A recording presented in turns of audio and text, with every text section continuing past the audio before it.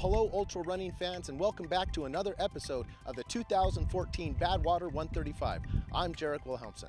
Well, it was a hot afternoon as many of the runners made their way along a dry lake bed called Owens Lake to time station number 3.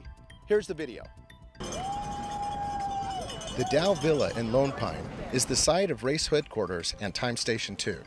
As we transition into midday, the runners begin to arrive.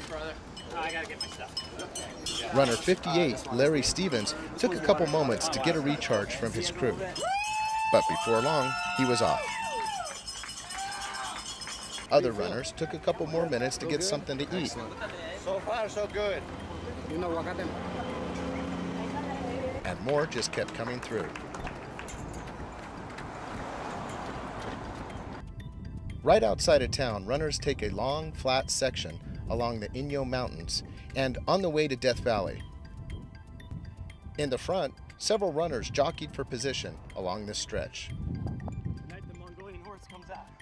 Racer number 35, Harvey Lewis, maintained the lead, but he was followed closely behind by Badwater veteran, racer number 71, Grant Vaughn. Holding her own amongst these men is racer number 32, Allison Venti. It was clear that her crew was on the job, providing Allison with everything she needs. You know when you're ready for the head. Go ahead.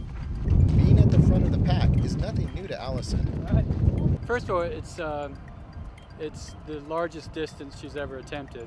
So there's, I think, a personal challenge of a distance. And,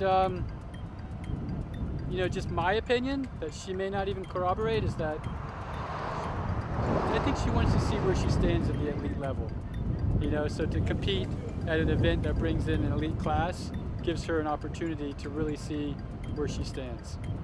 Racer number 26, Pete Kostelnick, and his new crew were holding strong amongst these elite veteran runners. And he was feeling pretty good. Pretty good. Yeah, not too hot today, is it? No, not too bad. More windy than anything.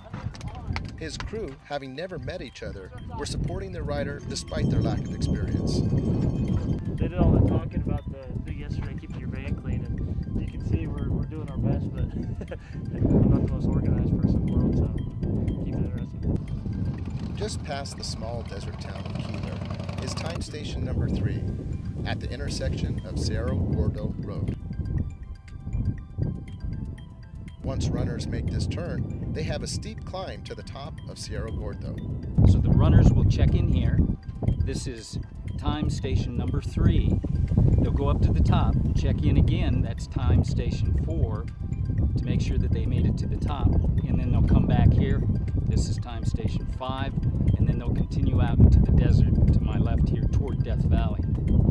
Coming in first to the time station was number 35, Harvey Lewis, whose crew was ready for a quick pit stop.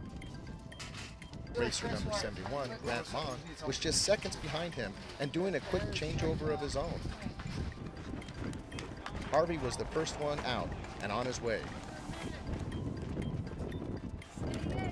Grant wasn't far behind.